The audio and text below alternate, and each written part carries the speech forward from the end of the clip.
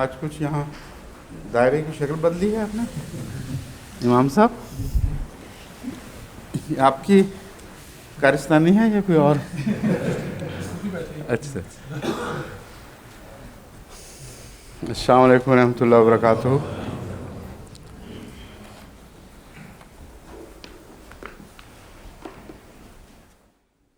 Sekarang ayat ke-190. सबसे पहले जारी था। अच्छा,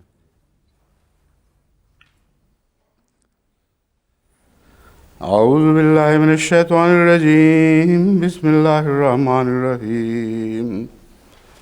वलिल्लाहि मुल्कुस समावाति वल अर्दि वल्लाहु अला कुल्लि शैइन क़दीर।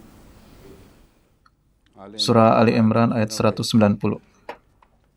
Hari ini adalah hari Sabtu dan setengah jam terakhir akan dikhususkan untuk soal jawab. Ada beberapa soal yang memang memerlukan jawaban rinci dan perlu juga ada beberapa penjelasan terkait pembahasan daras sebelumnya. Karena dari soal sebelumnya diketahui bahwa sebagian orang telah jatuh dalam kesalahpahaman. Jadi, ini adalah permasalahan yang harus dijelaskan secara gamblang. Apakah yang sebenarnya saya maksudkan? Apa yang telah Anda pahami? Apa yang dimaksud?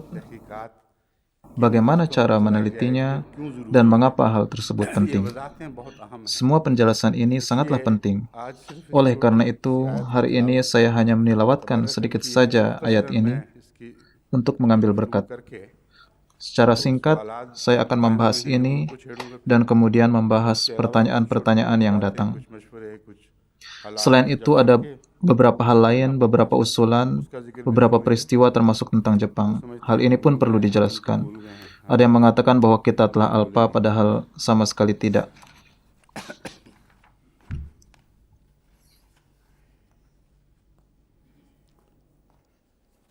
Pertama-tama, walillahi mulkus samawati wal ard. Surat Ali Imran ayat 190. Apakah arti mulk? Dalam penjelasan Aqrabul Mawarid, artinya adalah sesuatu yang dapat dikuasai, dimiliki oleh seseorang, dan dapat mengalami perubahan. Kata ini ada yang berbentuk muzakkar, ada yang muannas.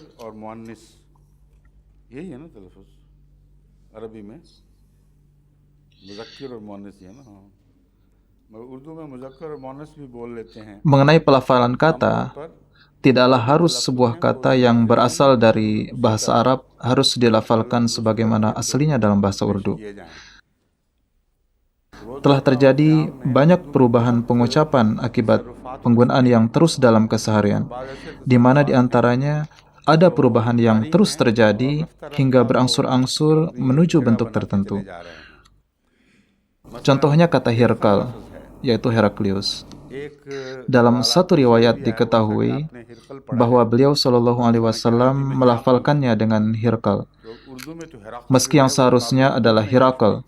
Dalam bahasa Urdu, pelafalan Hirakal tidaklah dipergunakan, sehingga jika ingin mengatakan Hirkal, hendaknya melafalkannya sebagai Hirkal. Kata ini dalam bahasa Urdu merujuk pada sesosok raja masyhur. Adanya perubahan dalam pelafalan ini merupakan suatu hal di mana sosok-sosok ilmuwan yang pada masanya dijadikan sebagai rujukan dalam hal bahasa sekalipun, mereka bersikeras pada pelafalannya sendiri dan mengesampingkan pelafalan Arabnya. Hazrat Hafiz Mukhtar Ahmad Sahib, beliau selalu mengucapkan kata mublik, yang artinya sejumlah. Suatu saat saya berbahas lama dengan beliau. Saya berkata, Bapak Hafiz Sahib, saya tahu bahwa Anda adalah ulama besar dan Anda tahu bahwa dalam bahasa Arab bukanlah mublik tapi mablak. Ia menjawab, terserah. Saya mengucapkan apa yang telah saya dengar secara turun-temurun dari ayah dan kakek saya. Mereka melafalkan mublik. Jadi, kepada mereka yang kerap meralat pelafalan kata, saya katakan agar janganlah terlalu memberi perhatian lebih ke arah hal-hal remeh-temeh ini. Bahasa adalah laksana sungai yang terus mengalir dan berubah bentuk. gelombang-gelombang baru bermunculan, mengikis tanah sekelilingnya atau menimbunnya. Namun ada satu hal yang hendaknya harus ada perbaikan, yaitu terkadang karena mengucapkan secara tepat, suatu ayat Al-Quran tidak dapat diucapkan dengan cara seharusnya. Dalam hal ini, tidak ada keringanan sedikit pun. Terkadang seseorang tatkala menyampaikan sesuatu, karena kesalahannya, suatu saat ada yang berubah dalam suatu pelafalan katanya. Ia yang sebenarnya mengetahui pelafalannya, namun karena kesulitan dalam mengucapkannya, maka pada akhirnya ia hanya mengucapkan seadanya. Namun, tidaklah ada keringanan dalam ayat Al-Quran. बाज़ दफ़ा जब बोलते हुए ज़ुबान सूखी हुई हो तो इंसान कहना वही चाहता है जो ज़हन में है मगर पूरी तरह अदा नहीं होता.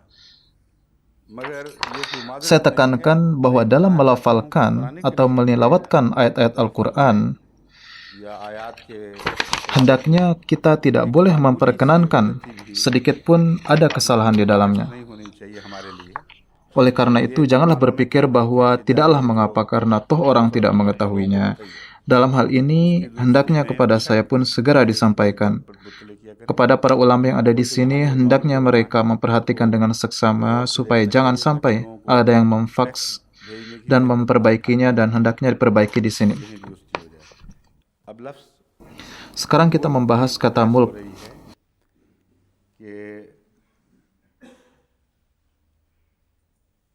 Mulkun adalah yang dimiliki, dan kata imlak berasal dari ini.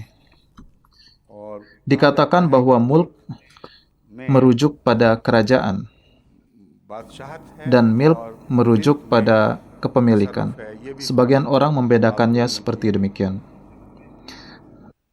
Dalam hal ini tertulis di kamus Slang bahwa mulkun adalah kedaulatan, negara bagian, kekuasaan, dan kerajaan. Kemudian, seperti yang telah disebutkan, dalam Kamus Aqrabul Mawarid disebutkan bahwa lama yumlaku wa yutasarrafu bihi yuzakkaru wa yu'annasu, yakni ia berbentuk muzakkar dan juga mu'annas, atau dilafalkan secara muzakkar atau mu'annas. Tolong Anda lihat juga Kamus Urdu.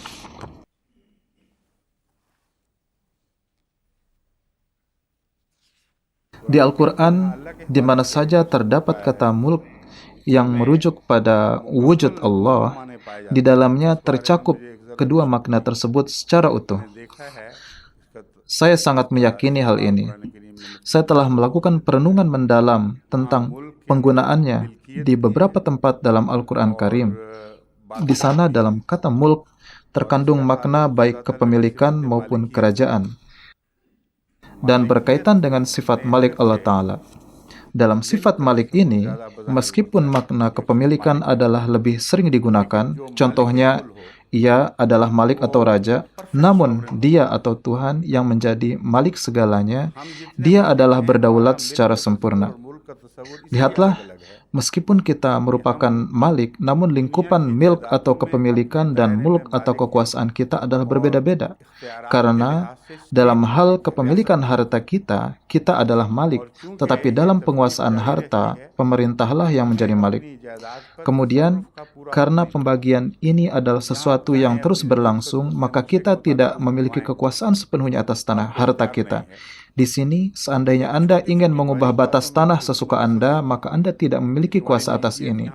Dalam hal sekecil-kecilnya pun pemerintah ambil bagian. Sehingga, kepemilikan kita hanyalah hingga batas tertentu dan kepemilikan pemerintahlah selebihnya. Maka dari itu, bagi manusia, lafaz milk maupun mulk memiliki ruang lingkupnya tersendiri. Oleh karena itu, dalam hal ini selalu timbul pertanyaan bahwa apakah malakun yang dimaksud adalah kepemilikan atau kekuasaan. Adapun bagi Allah Ta'ala, baik kepemilikan maupun kekuasaan, keduanya tidaklah berbeda. Bagi wujud Malik yang sempurna, tidaklah berbeda baginya baik dalam hal kepemilikan lahiriah maupun kepemilikan kekuasaan.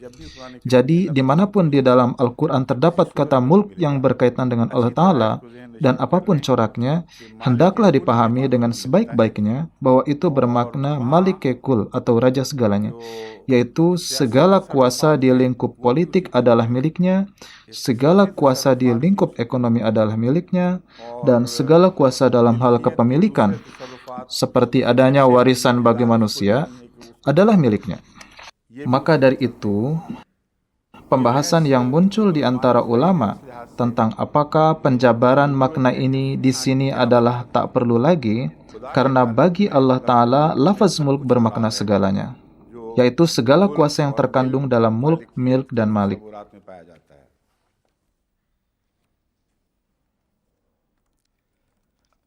Imam Ragib dalam Mufradat mencantumkan ayat وَقَدْ آتَيْنَا آلَ إِبْرَاهِيمَ الْكِتَابَ وَالْحِكْمَةَ وَآتَيْنَاهُمْ مُلْكًا عَظِيمًا, sehingga al-mulk bagi Allah bermakna al-malikul haq. Demikianlah dia pun berfirman, lahul mulku wa lahul hamd. Kemudian berfirman, Qulillahumma malikal mulki tu'til mulka man tasha'u wa tanzi'ul mulka mimman tasha'. Sehingga makna mulk adalah dia yang memiliki genggaman atas sesuatu dan dia berkuasa atasnya dengan perintahnya. Baginya, milk dan mulk adalah sebagai jenis. Dan dari makna ini, setiap mulk adalah milk juga.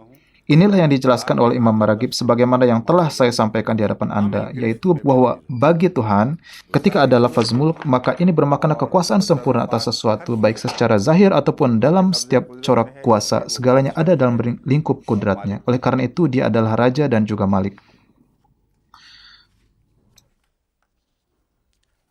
Untuk penjelasan ini, saya cukupkan di sini. Saya akan memeriksa lagi poin-poin tafsirnya. Jika ada perkara penting, maka akan saya sampaikan nanti. Ada pertanyaan bahwa kemudian apa perlunya menyebutkan lillahi mulku? Seorang ahli tafsir mengatakan bahwa sebagaimana telah disampaikan tentang ayat innallaha fakirun wa nahnu agniya, yaitu siapa yang kaya dan fakir, pembahasan ini telah berlalu, maka kesimpulan inilah yang keluar, yaitu lillahi mulkus samawati wal ard.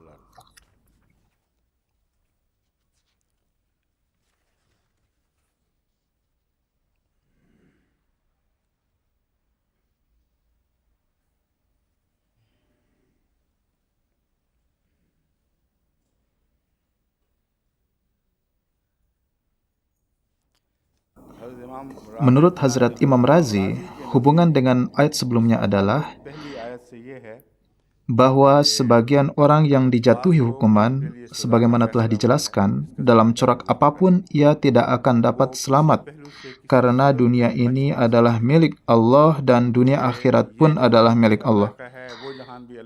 Di dunia ini dan di akhirat, sifat malikiat Allah berlaku. Oleh karena itu, lillahi mulkus samawati wal ard memberitahukan bahwa selain dari Tuhan, kamu sekalian tidak akan mendapat perlindungan dimanapun, baik itu di Jawun, yang berarti juga langit bumi, dan langit dunia yang lain. Karena samawi juga berarti dunia rohani, yang disebut juga dengan dunia mala'il a'la. Jadi, makna ini pun adalah benar, yaitu tidaklah di kehidupan ini Anda dapat selamat dari hukuman, dan tidak pula di kehidupan kelak.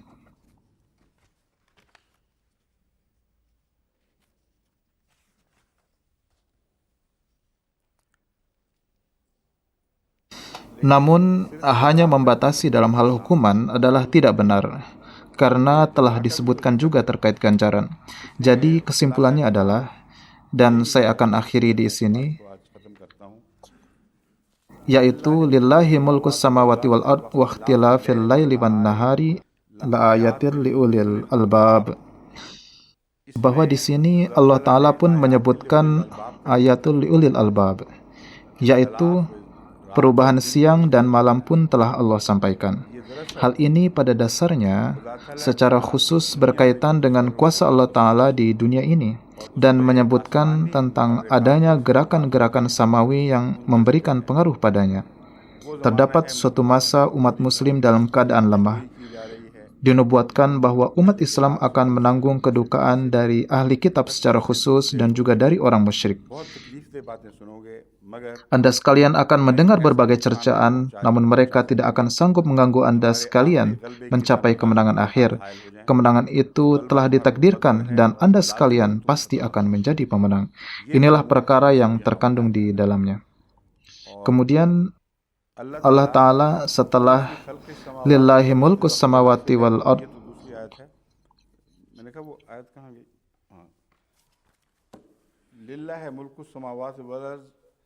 wallahu ala kulli syai'in qadir, yaitu di ayat 191 menyatakan bahwa ulasan tersebut pun memiliki kaitan dengan kandungan yang disebutkan selanjutnya. Ulasan tersebut pun berkaitan dengan yang telah berlalu sebelumnya. Jadi, mengenai ayat yang selanjutnya secara rinci akan dibahas besok. Ayat ini memberitahukan kita bahwa di dalam lillahi mulkus samawati wal ard tidak hanya disebutkan tentang azab dan ganjaran untuk akhirat kelak, namun juga menjelaskan segala kuasanya di dunia ini juga, bahwa takdir Tuhan pasti akan bersama Islam dan akan datang suatu masa bahwa hamba dari wujud Malik itu, yaitu sesosok hamba yang benar, dialah yang akan menjadi Malik di dunia ini, dan dia jugalah yang akan menjadi wakil dari wujud Malik atau Tuhan itu.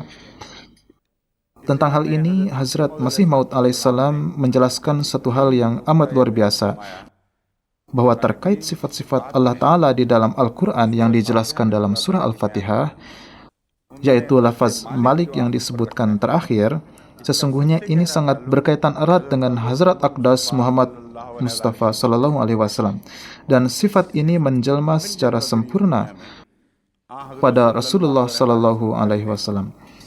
Dan di dalam Bible pun tentang nubuatan kebun anggur, di dalamnya pun termaktub akan kedatangan sosok Malik, di mana ini pun telah sempurna dengan kedatangan Hazrat Muhammad Sallallahu Alaihi Wasallam. Jadi, lafaz milk ini mengisyaratkan bahwa wakil Malik yang sesungguhnya adalah Muhammad Rasulullah Sallallahu Alaihi Wasallam. Mereka itu hanya mendapatkan kemenangan yang sementara saja, dan penganiayaan yang dilakukannya telah melampaui batas. Tetapi hal ini jangan dilupakan, bahwa Allah lah wujud Malik itu, dan Dia akan memperlihatkannya di dunia ini, bahwa siapakah hamba hakiki dari wujud Malik ini, dan siapakah sosok yang pada akhirnya akan diemban dengan kuasa malikiyatnya kelak. Walhasil, ini adalah nubuatan besar akan kemenangan akhir yang sempurna bagi Islam. Ulasan ini pun dijelaskan pada ayat selanjutnya. Tidaklah salah bahwa di dalamnya pun terkandung tentang hukuman di dunia ini juga. Namun, hal ini bukanlah hubungan yang utama. Hubungan yang utama adalah sebagaimana telah saya jelaskan berdasarkan surah Al-Fatihah. Dan nubuatan terkait Hazrat Rasul Karim Sallallahu Alaihi Wasallam yang terdapat dalam Bible memiliki keterkaitan dengan ulasan ini. Jadi ini adalah tentang masa yang akan datang, di mana permulaan dari masa itu telah berlalu di hadapan mata kita. Ini diawali oleh Hazrat Masih Maud alaihissalatu wassalam. Dan masa Hazrat Muslih Maud radhiyallahu anhu pun masih merupakan masa permulaan. Hazrat Muslih Maud radhiyallahu anhu bersabda, "Hesate sad ai Islam ki janggung ki agas tome kardung anjam khuda jane." Telah datang waktu penuh berkat dalam pertempuran yang dihadapi Islam ini. Akulah yang memulai ini, namun hasilnya hanya Tuhan yang tahu. Jadi ini adalah masa permulaan yang berlangsung hingga masa Hazrat Muslim Maud radhiyallahu anhu. Dan hal inilah yang juga terdapat di dalam tulisan Hazrat Masih Maud alaihissalatu wassalam, bagaimana terbebas dari dosa. Oleh karena itu, bila ada yang salah pengertian dan menganggap saya mengatakan hal ini, dan menganggap saya mengatakan hal lain, sementara di zaman Hazrat Masih Maud alaihissalatu wassalam semua hal ini telah jelas, maka janganlah ia beranggapan demikian. Karena Hazrat Masih Maud alaihissalatu wassalam dengan jelas telah menuliskan bahwa masa permulaan di zaman kebangkitan saya akan terus berlangsung seolah waktu temaram sebelum cahaya hingga suatu masa tertentu, dan inilah yang telah ditakdirkan. Dan kelak akan datang suatu masa di mana nubuatan akan masa itu berkaitan erat dengan awal permulaan itu, dan ini ditakdirkan untuk selamanya. Insya Allah, hal-hal ini akan dilanjutkan besok.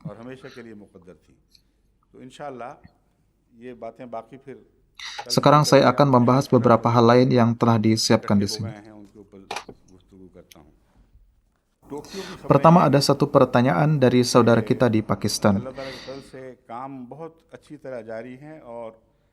जापानी कौम की तरफ से दिन ब दिन इस काम को सराहने के हैरत अंगेज नमूने नजर आ रहे हैं. Adapun tentang kabar dari Tokyo, dengan karunia Allah Ta'ala, pekerjaan di sana berlangsung dengan sangat baik. Bangsa Jepang, hari demi hari mereka semakin menampakkan contoh yang luar biasa dalam mengemban tugas ini. Tidak hanya mereka memperlihatkan kecintaan kepada kita, bahkan dalam setiap hal mereka membantu kita. Ini merupakan kelebihan besar bangsa Jepang. Mereka adalah kaum yang sangat berakhlak, namun perbedaannya adalah akhlak mereka sebatas permukaan. Kedudukan wujud Allah Ta'ala tidak berakar dalam diri mereka. Kita harus meneguhkan akhlak tersebut kepada mereka. Terkait hal ini, hendaknya setiap kita menjalin suatu hubungan yang erat di Jepang. Secara terus-menerus kita harus mengarahkan mereka ke arah wujud Allah Ta'ala. Karena di sisi ini, pada mereka tidak tampak adanya suatu ajaran akan hubungan khas dengan wujud Tuhan.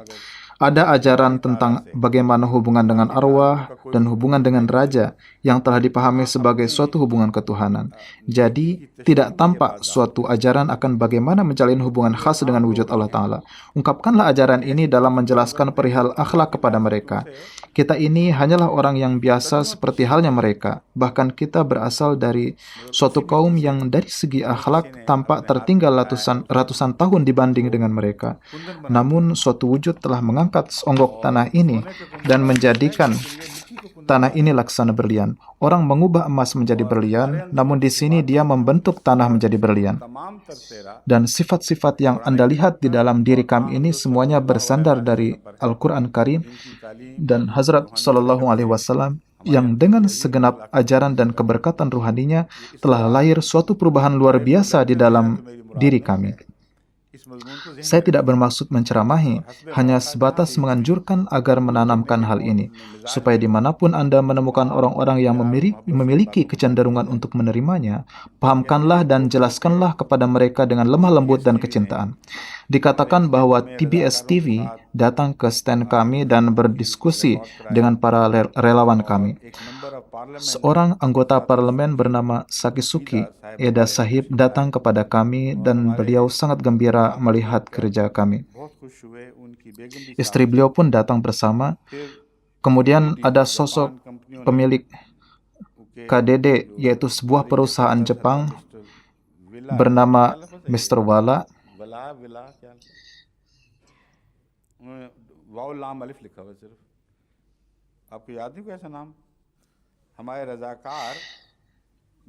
Mr. Wala, yang setelah melihat pekerjaan para relawan kami, beliau dengan sangat senang memberikan mobile phone kepada kami. Telepon ini kapanpun dan dimanapun di dalam negeri, jika ingin menelepon, maka akan bebas biaya atau gratis. Selain itu, bahkan perusahaan Shell memberikan arahan kepada segenap pom bensin mereka bahwa kapan saja mobil para relawan kami datang, maka kami tidak akan dimintakan biaya. Betapa ini merupakan contoh yang sangat luar biasa.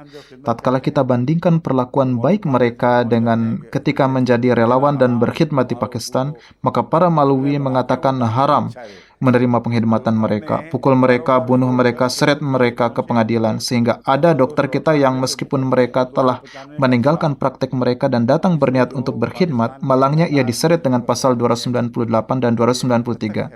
Mereka yang telah mengurus pasien-pasien yang tunawisma dianggap telah menghina Rasulullah SAW, yakni seolah-olah yang mereka kerjakan itu tidak bersesuaian dengan teladan Rasulullah SAW. Sesungguhnya yang benar adalah pekerjaan para maulwi itulah yang tidak sesuai dengan teladan Rasulullah SAW. Para dokter itu hanyalah belajar dari teladan Rasulullah SAW. Dan mereka inilah yang di setiap tempat memperlihatkan kebaikan budinya. Namun mereka justru dibawa ke pengadilan, dituntut supaya diberikan hukuman mati, yaitu hukuman gantung, karena mereka telah sangat menodai wujud Rasulullah SAW. Mereka bahkan mendatangi sendiri para pasien tunawisma untuk mengobatinya. Islam seperti apakah para ulama itu? Coba lihat orang Jepang. Betapa mereka memiliki fitrat yang baik dan suci. Dan ini sungguh hal yang mengherankan, yaitu mengarahkan kepada setiap pom bensin mereka untuk menggratiskan bahan bakar kendaraan mereka. Mereka itu. Coba lihat betapa tinggi kepercayaan yang mereka miliki. Mereka tahu bahwa para relawan Ahmadi tidak akan menggunakannya secara salah. Karena kalau yang lain mereka sengaja mengambil bahan bakar di pom tersebut dan menjualnya dengan harga murah. Dikatakan bahwa relawan yang berasal dari Jerman dan Belanda pun sangat tersentuh dengan kami, sehingga mereka datang kepada kami dan berkhidmat bersama kami. Dan mereka mengatakan bahwa kenikmatan yang didapatkan dengan berkhidmat di sini tidak didapatkan di tempat lainnya. Jadi betapa ini merupakan karunia Allah Ta'ala karena kita mendapatkan contoh-contoh yang indah seperti ini. Dikatakan bahwa di antara relawan अब इससे अंदाज़ा करें इस खत से कि बात कुछ और कही जा रही है, समझा कुछ और जा रहा है, दलीलें उस पर अजीब-गरीब ऊट-पटांग कायम। Sekarang tentang pertanyaan-pertanyaan, coba perhatikan pertanyaan ini, betapa seorang ini mengatakan suatu hal namun ia memahaminya dengan berbeda dan dalil-dalil yang disampaikannya pun sedemikian mengherankan dan tidak sesuai. Terkadang memang datang pernyataan dari sebagian orang di mana kita tidak dapat memegangnya. Ada seseorang yang tengah berkhidmat di Afrika sebagai dokter, di mana ia berkali-kali berhadapan dengan akidah Kristen dalam lingkup tabligh. Akhirnya ia pun menelaah Bible dengan seksama. Beberapa selebaran telah ia terbitkan. Namun terkait apa yang ia pahami dari mendengar daras ini, coba kita simak. Ia mengatakan ini, bahwa setelah mendengar daras saya,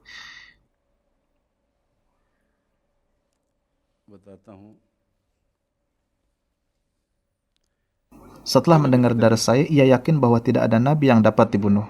Terkait ini, kapan saya pernah mengatakannya? Tidaklah saya pernah mengatakannya dan tidak pula Hazrat Masih Maud alaihissalam mengatakannya. Kita mendengar peribahasa bahwa wabat sarefasane में जिसका जिक्र न था wabat उनको बहुत नागवार गुजरी है. Dan suatu perkara yang bahkan dalam hikayat pun tidak ada, hal itu membuatnya tetap sangat merasa sedih. Namun akan hal ini, jangankan hikayat, dalam setiap zaman pun tidak didapatkan. Saya telah menjelaskan secara pasti sesuai dengan yang disampaikan oleh Masih Maud alaihissalam bahwa terbunuhnya suatu nabi tidaklah tak mungkin sama sekali. Namun terkait suatu nabi, bahwa ia benar-benar terbukti telah dibunuh, hingga saat ini kita tidak memakluminya. Meskipun dengan ada penjelasan ini, dari tulisan tersebut tampaknya ia ingin mengungkapkan beberapa sumber rujukan dan ia mendapatkannya dengan cara ini. Dalam memahami terkadang manusia mengalami kesalahan dan saya pun demikian. Namun hal yang membuat saya terheran sekaligus pedih adalah pendalilannya, yaitu saya menyatakan bahwa Hazrat Isa alaihissalam sendiri adalah seorang Yahudi dan diutus untuk Yahudi. Sehingga tidak ada yang lebih tahu sejarah para nabi Yahudi selain beliau. Ada satu hal tersembunyi dari pernyataannya yang akan saya ungkapkan di sini. Kemudian menulis, beliau alaihissalam dengan sangat jelas telah menuduh kaumnya terkait membunuh para nabi. Ini adalah kesimpulan yang disampaikannya. Kini lihatlah betapa tidak mengenakannya hal yang tersembunyi di baliknya.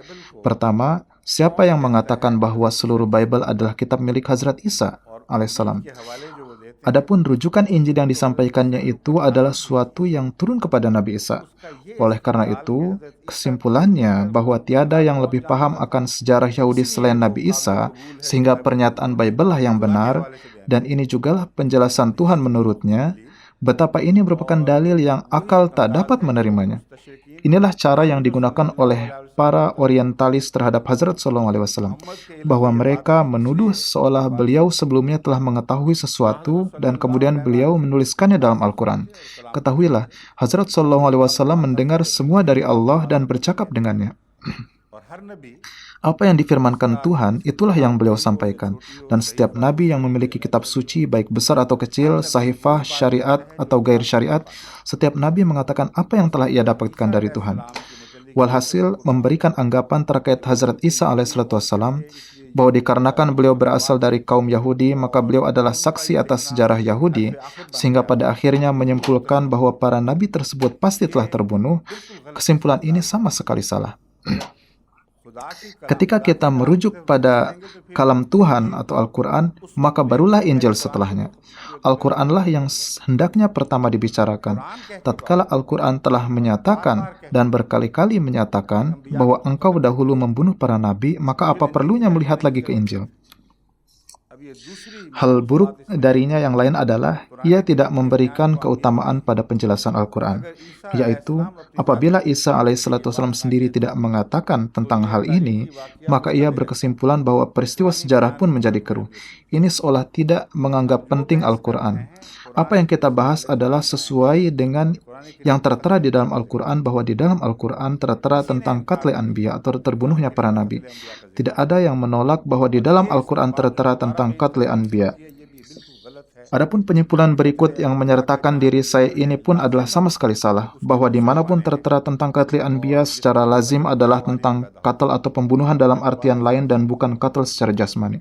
Sekarang semua menyaksikan bahwa tidaklah saya pernah menyatakan demikian. Hazrat Masih Maud alaihissalatu wassalam pun berdasarkan ayat Al-Quran telah menyimpulkan bahwa qatle anbiya tidaklah patut disematkan untuk para nabi, seperti halnya dalam ayat tentang ismate anbiya atau kesucian para nabi. Kemudian ayat walau taqawwala alaina ba'dal aqawil la akhazna minhu bil yamin summa laqata'na minhul watin fama minkum min ahadin anhu hajizin. Dari ayat-ayat masyhur ini secara umum disimpulkan bahwa seandainya Rasul Karim SAW mengadakan satu hal salah atas nama Allah Ta'ala, maka inilah hukumannya, yaitu ia pasti akan dibunuh. Karena beliau tidak dibunuh, maka terbukti bahwa beliau adalah nabi yang benar. Dengan memperlihatkan ayat ini dan melihat satu ayat Al-Quran lain di mana Allah Ta'ala berfirman, "Wa ma Muhammadun illa rasul qad khalat min qablihi rasul afa immata aw qutila inqalabtum ala aqabikum." Yang bermakna inilah wujud Rasul Allah yang dengan segala keluhurannya, ia tetap tidak lebih dari tingkatan puncak kenabian, yaitu ia tetaplah sosok Rasul. Afa immata au qutila, seandainya ia mati atau dibunuh, inqalabtum ala aqabikum. Apakah kalian memiliki hak bahwa kalian menjadi murtad dan kalian berbalik dari tumit kalian? Antara ayat sebelumnya dengan ayat ini secara lahiriah tampak berbeda. Hazrat Masih Maud alaihissalatu wassalam dengan sangat luhur dan indah telah menjelaskannya sehingga hal yang secara lahiriah ini bertentangan pun menjadi terselesaikan. Namun di sini beliau sampaikan bahwa pada dasarnya terbunuhnya suatu nabi berdasarkan ayat tersebut tidaklah tidak mungkin. Tidaklah tak mungkin bahwa ada nabi yang secara lahiriah dibunuh. Karena yang dibahas di sini bukanlah hanya tentang qatl atau pembunuhan secara makna ruhani. Bahkan di ayat afa immata au qutila secara lazim adalah tentang qatl secara jasmani. Dan atas sebab inilah Hazrat Masih Maud alaihissalatu wassalam secara jelas telah bersabda, menurut saya, perihal qatle anbiya di dalam Al-Quran pun dalam artian jasmani tidaklah tak mungkin. Jadi, tidaklah sama sekali itu dapat dihilangkan. Setelah menyatakan ini, beliau bersabda, di satu tempat lain yang rujukannya telah saya sampaikan, bahwa berkenaan dengan suatu nabi manapun, kita tidak dapat menyatakan dengan keyakinan 100% bahwa nabi tersebut telah terbunuh. Walhasil penyimpulan ini telah sangat nyata dan jelas, dan tidak ada pertentangan di dalamnya. Kemudian, coba perhatikan apa yang selanjutnya ia tulis. Ia mengatakan apa yang telah ditulis oleh Hazrat Masih Maud alaihissalatu wassalam bahwa secara yakin terbunuhnya suatu nabi tidaklah terbukti. Ia menyatakan bahwa kesimpulan yang saya sampaikan ini adalah salah. Dan alasan ia sampaikan adalah ada istilah bahwa ketiadaan ilmu tentang sesuatu tidaklah harus bermakna ketiadaan sesuatu itu. Ini adalah istilah yang di jamiah tingkat pertama pun telah diajarkan dan adalah hal yang umum, bahkan di seluruh dunia, bahwa ketiadaan pengetahuan tentang sesuatu sungguh tidak membuktikan bahwa sesuatu itu sama sekali tidak ada. हुई नहीं। Jadi, ia mengatakan bahwa karena hal itu tidak diketahui, maka Hazrat Zakaria sesungguhnya telah dibunuh. Bagaimana caranya ia dapat menyimpulkan seperti ini? Bukankah ini adalah justru salah dan terbalik menggunakannya? Istilah tersebut adalah, dari ketiadaan ilmu, maka tidaklah lazim tentang ketiadaan hal itu. Jika tidak tahu akan sesuatu, lalu menyimpulkan bahwa sesuatu itu memang tidak ada, maka ini adalah sama sekali salah.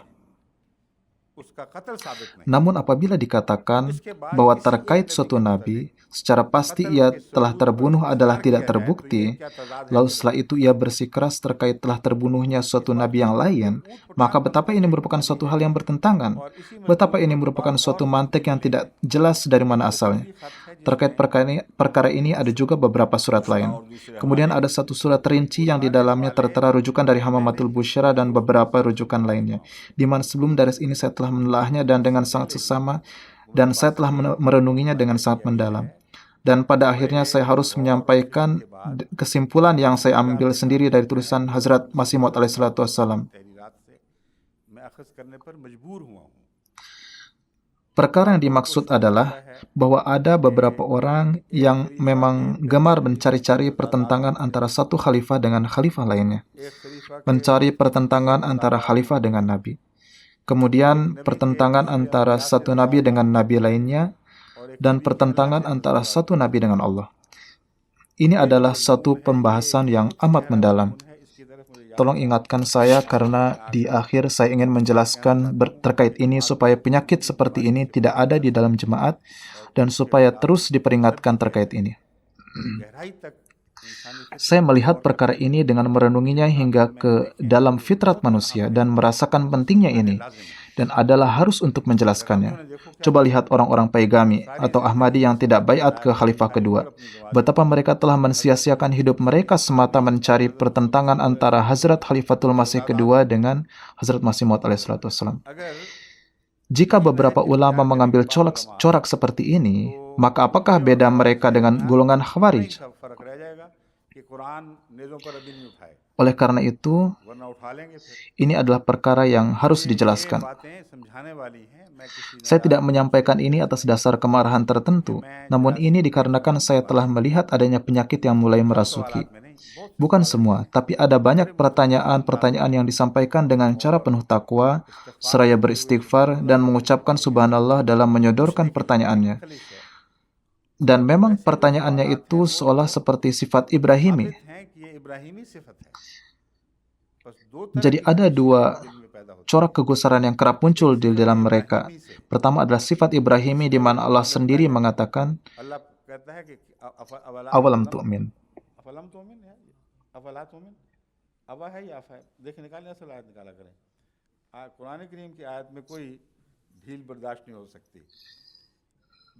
Yang isinya adalah bahwa sebagaimana yaitu Ibrahim berkata, wahai Tuhanku, perlihatkanlah kepadaku bagaimana engkau menghidupkan yang telah mati. Maka Allah Ta'ala bertanya, apakah kamu tidak meyakini? Maka Hazrat Ibrahim menjawab, bala, yaitu mengapa tidak ya Allah, aku adalah mukmin. Walakin liyatma'inna qalbi, yakni aku mencari supaya hatiku tenang. Di sini maknanya adalah bahwa meskipun dengan adanya keyakinan, pertanyaan dapat saja disodorkan demi mencari ketenangan hati. Dan inilah yang telah diperlihatkan oleh para nabi dan orang-orang saleh, yakni tatkala mereka bertanya, maka adalah demi ketenangan kalbu. Berlawanan dengannya, di dalam sejarah agama pun, terdapat pertanyaan-pertanyaan yang disampaikan dengan tujuan mencari pertentangan di antara wujud suci satu dengan lainnya, atau antara satu hamba Tuhan dengan sosok hamba Tuhan lainnya. Para penentang Rasulullah SAW yang berasal dari ahli kitab, tujuan utama mereka adalah ingin mengungkapkan bahwa apa yang beliau sampaikan itu bertentangan dengan ajaran yang terdapat dalam Alkitab. Mereka mengatakan, di satu sisi engkau mengatakan Bible sebagai kitab suci yang benar, namun di sisi lain engkau mengingkarinya. Oleh karena itu kami tidak menerima nabi seperti ini. Demikian apa kata mereka. Namun, apakah yang telah terjadi pada Hazrat Isa alaihissalam? Menurut Anda sekalian pun, beliau telah melakukan hal yang saling bertentangan, yaitu di satu sisi Bible yang engkau yakini kebenarannya mengatakan bahwa Elia telah naik ke langit. Sementara itu beliau Nabi Isa mengatakan bahwa Yohana itulah Elia. Ini adalah suatu pembahasan yang insya Allah akan saya jelaskan dalam corak nasihat nanti.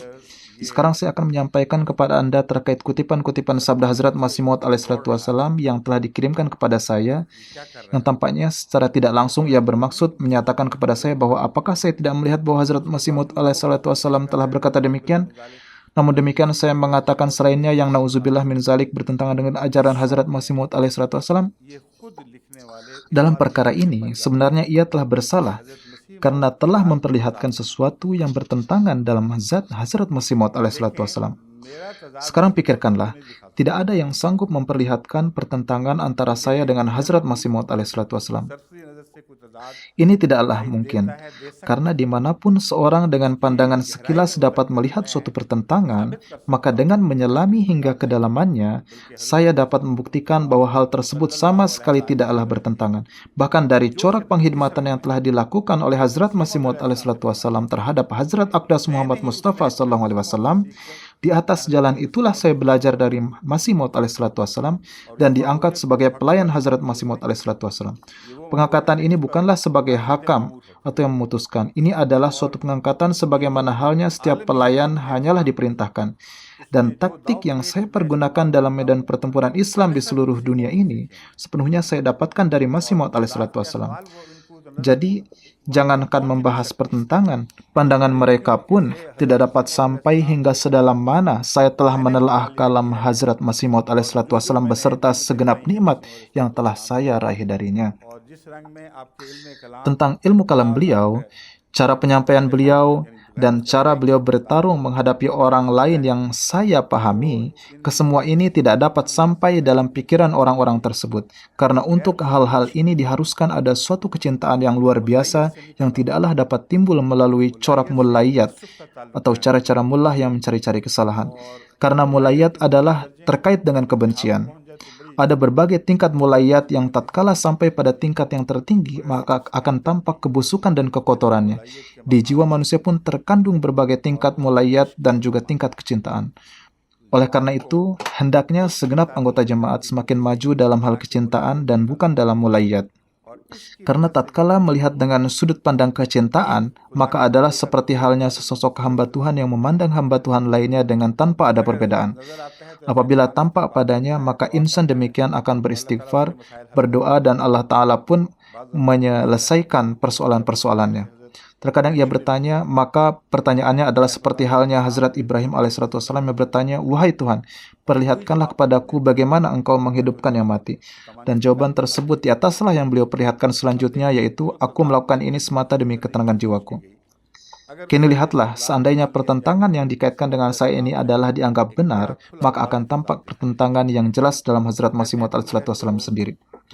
Kemudian ia menyatakan bahwa saya telah berkata, ada kemungkinan bahwa Hazrat Yahya alaihissalatu wassalam tidak terbunuh, dan tidaklah juga benar mengatakan bahwa Hazrat Yahya alaihissalatu wassalam secara pasti telah terbunuh. Mengenai ini, Hazrat Masih Maud alaihissalatu wassalam dalam satu kesimpulan, beliau menyatakan dengan jelas bahwa hubungan antara beliau dengan Hazrat Sayyid Ahmad Barelwi adalah hubungan irhas.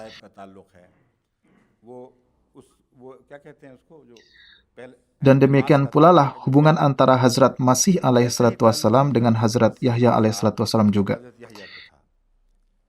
Jadi, terbunuhnya dua sosok itu menandakan adanya kesamaan di antara keduanya. Ini adalah sebagaimana yang telah Hazrat Masih Maud alaihissalatu wassalam tulis. Oleh karena itu, bagaimana Anda dapat mengatakan bahwa kepastian terbunuhnya Yahya alaihissalatu wassalam adalah sama sekali tidak terbukti?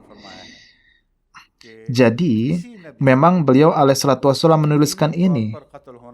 Namun di sisi lain, beliau alaihissalatu wassalam pun bersabda bahwa terbunuhnya suatu nabi secara yakin adalah tidak terbukti. Maka dari itu, kini apakah yang menjadi pertentangan? Andalah yang tengah mengemukakan pertentangan antara satu sabda Hazrat Masih Maud alaihissalatu wassalam dengan sabda beliau lainnya. Saya sama sekali tidak melakukannya. Dan Anda tidak dapat membuktikan adanya pertentangan antara perkataan saya dengan sabda Hazrat Masih Maud alaihissalatu wassalam. Apabila dikatakan bahwa terbunuhnya suatu nabi tidaklah terbukti, kemudian mengatakan, lihatlah ia pun telah terbunuh, oleh karena itu saya dan saya adalah Masih Maud dan ia adalah irhas saya. Maka dalam kedua hal ini akan tampak suatu pertentangan. Oleh karena itu, ini akan dapat dipahami dengan cara sebagaimana umumnya, yaitu dengan mengenal bagaimana cara jihad Hazrat Masih Maud alaihissalam, mengenal bagaimana perdebatan-perdebatan yang beliau tempuh dengan berbagai orang, mengetahui bagaimana cara jihad yang dilakukan oleh para nabi, bagaimana cara Al-Quran menyapa orang luar Islam. Maka setelah mengetahui semua, ini adalah akhirnya akan dipahami bahwa tidak ada pertentangan di dalamnya, dan yang ada adalah sudut pandang pengetahuan lain. Pokok pendirian Hazrat Masih Maud alaihissalam adalah bahwa di antara beliau dengan Masih alaihissalam terdapat keserupaan yang pasti. Karena jika tidak, yaitu tidak ada keserupaan, maka tidak dapat dikatakan sebagai masilnya. Oleh karena itu, dalam beberapa perkara, pasti ada suatu keserupaan. Namun berkenaan dengan kemasilan atau keserupaan ini, beliau bersabda bahwa hal ini tidaklah dapat dikemukakan secara semakin jauh, bahwa sebagaimana Masih alaihissalam telah disalib, maka saya pun harus disalib. Sebagaimana beliau telah dianiaya, maka saya pun harus demikian. Dan juga sebagaimana beliau telah diberi mahkota duri, maka saya pun harus demikian. Beliau bersabda, bukan keserupaan seperti demikian, namun yang dimaksud adalah adanya suatu bukti pasti, di mana setiap insan yang berhati suci akan terpaksa menerimanya sebagai suatu keserupaan. Inilah sebenarnya yang dimaksud dengan kemasilan yang terdapat dalam kedua hal yang saya singgung tadi, dan yang mana saya pun telah mendalaminya. Pertama tentang Hazrat Zakaria, dan kedua tentang kaum Fir'aun masa Hazrat Musa alaihissalam.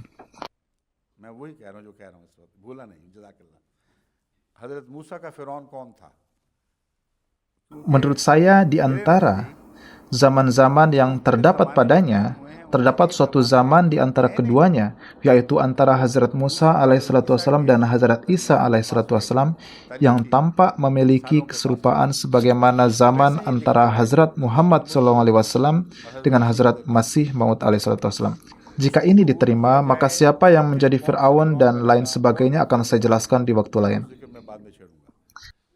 Jadi kepada orang yang menganggap bahwa tampaknya saya sedang ingin mengemukakan suatu ilmu baru, mereka sebenarnya sama sekali tidak tahu perihal apakah sebenarnya maksud pengkhidmatan saya ini, dan pemahaman apakah yang harus saya sampaikan setelah menelaah dengan seksama dan mendalam.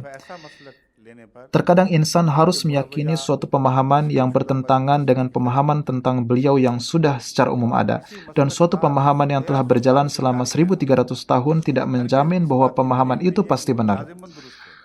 Hazrat Masih Maud alaihissalam hingga kurun waktu lama, beliau mengikuti ajaran masih hidupnya Al-Masih alaihissalam dan naiknya beliau dengan jasad kasarnya ke langit. Meskipun dengan ketinggian makam beliau, ketinggian firasat beliau, dan menerima banyak ilham, anggapan ini terus beliau pegang hingga Allah Ta'ala pun menurunkan berkali-kali wahyu bahwa keyakinan demikian adalah salah. Tinggalkanlah keyakinan tersebut, dan inilah yang sebenarnya tertulis di dalam Al-Quran. Wujud yang siang malam menilawatkan Al-Quran, wujud itu tetap belum kunjung mendapatkan hal ini. Namun tatkala tangan Allah Ta'ala sendiri yang mulai menunjukkannya, maka sedemikian rupa bukti yang luar biasa pun telah tersingkap pula. Jadi ini adalah suatu perkara yang akan tampak pada masanya. Para waliullah dan muttaqi pun terkecoh dengan hal ini. Jadi hubungan khas dengan Allah Ta'ala lah yang akan membuka mata ini. Oleh karena itu, janganlah merasa sombong dengan ilmu yang kita miliki dan menyatakan bahwa hal yang tampak dalam pandangan kita itulah hal yang benar. Sangat mungkin bahwa tatkala datang masanya, Allah Ta'ala akan menyingkapkan berbagai perkara, dan yang dengan petunjuk serta bimbingannya muncul berbagai jalan penelitian yang pada akhirnya memperlihatkan suatu tanda yang luar biasa dalam mendukung dan menolong Islam. Inilah pembahasan yang ingin saya tekankan kepada Anda sekalian. Sekarang, perhatikanlah keserupaan antara Hazrat Yahya alaihissalam dengan Hazrat Sayyid Ahmad. Sesungguhnya hal pokok dalam dalil yang diberikan oleh Hazrat Masih Maud alaihissalam ini adalah adanya keserupaan. Apabila ini terbukti, yaitu terdapat kemungkinan bahwa Hazrat Yahya alaihissalam tidaklah syahid, sementara Hazrat Masih Maud alaihissalam pun bersabda bahwa kepastian kesyahidan suatu nabi tidak terbukti, maka antara ini akan timbul pertentangan. Kemudian dalil bahwa Hazrat Yahya alaihissalam terbukti tidak syahid pun akan patah. dan kesyahidan Hazrat Sayyid Ahmad Sahib akan telah menjadi terbukti. Inilah pertentangan yang untuk menjauhkannya saya telah menganjurkan untuk menelitinya. Dan hingga kini saya tidak memperkenankan menyebut ini sebagai kesimpulan saya, karena ini memang adalah penelitian.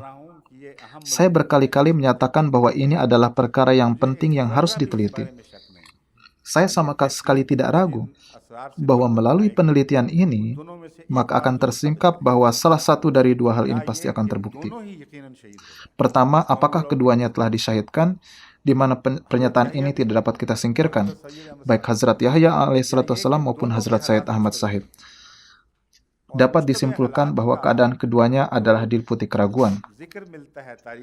Kemudian, keadaan yang diliputi keraguan ini pun hendaknya memperlihatkan suatu keserupaan antara keduanya. Ada kemungkinan terjadi peristiwa demikian, bahwa sebagai misal, tentang Hazrat Sayyid Ahmad Sahib, beliau dikatakan mengalami keadaan gaib atau menjadi hilang.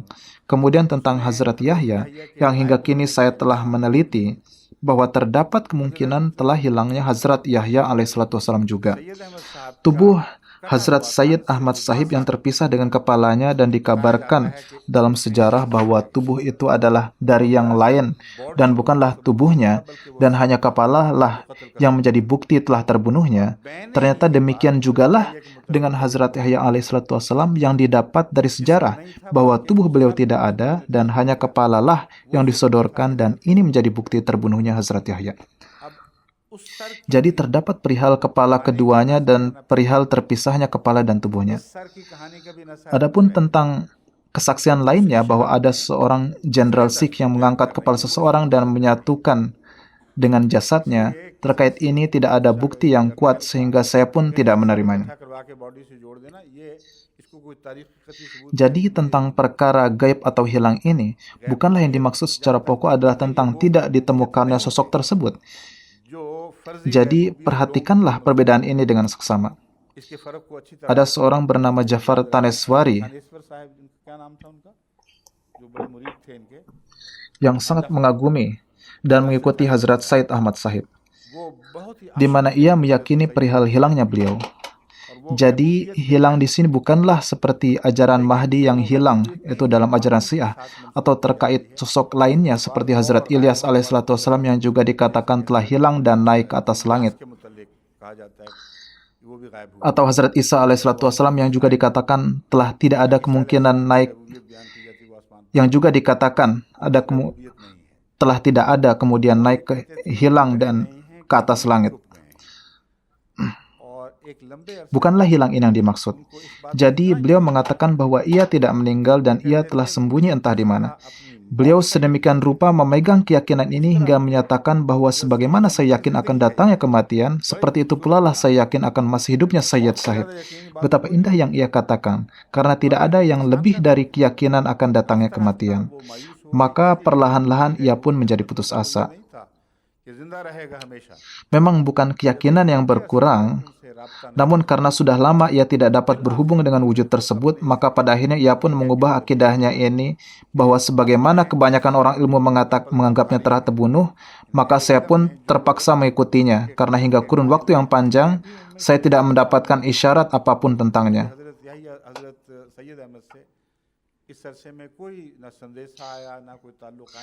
Ia mengatakan, oleh karena itu, setelah menempuh keputusasaan yang sedemikian panjang ini, maka akhirnya saya ikut pada kelompok tersebut. Jadi, ada hubungan antara hilang tersebut dengan keputusasaan yang ini, yaitu tentang ketiadaan kepastian hidupnya beliau. Dan ini merupakan suatu nubuatan yang secorak dengan nubuatan Hazrat Al-Masih alaihissalam bahwa aku akan meninggalkan kalian menuju domba-domba yang hilang.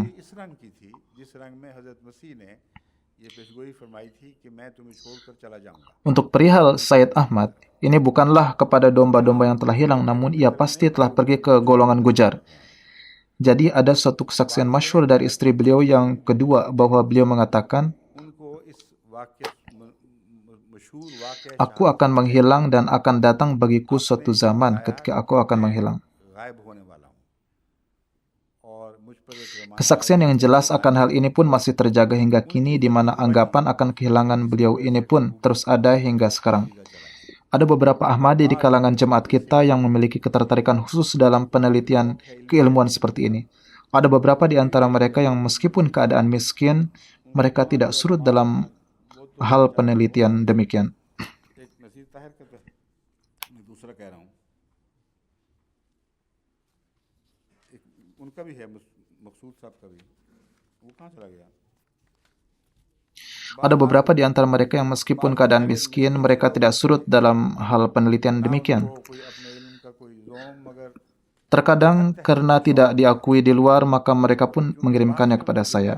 Saya pun membacanya dan tertarik akannya serta mengucapkan selamat kepadanya atas pekerjaan besarnya ini. पीठ ठोंकता हूँ कि शाबाश, बहुत अच्छा काम किया। Ada seseorang yaitu Maksud Sahib yang kalau tidak salah bekerja di UBL. गालबन UL Beliau mengirimkan hasil ulasannya kepada saya di mana beliau telah menulis berkenaan dengan Hazrat Yahya. मैंने हजरत याहिया के मतलब लिखा था, Ia mengatakan bahwa dirinya takut dengan ulama gair.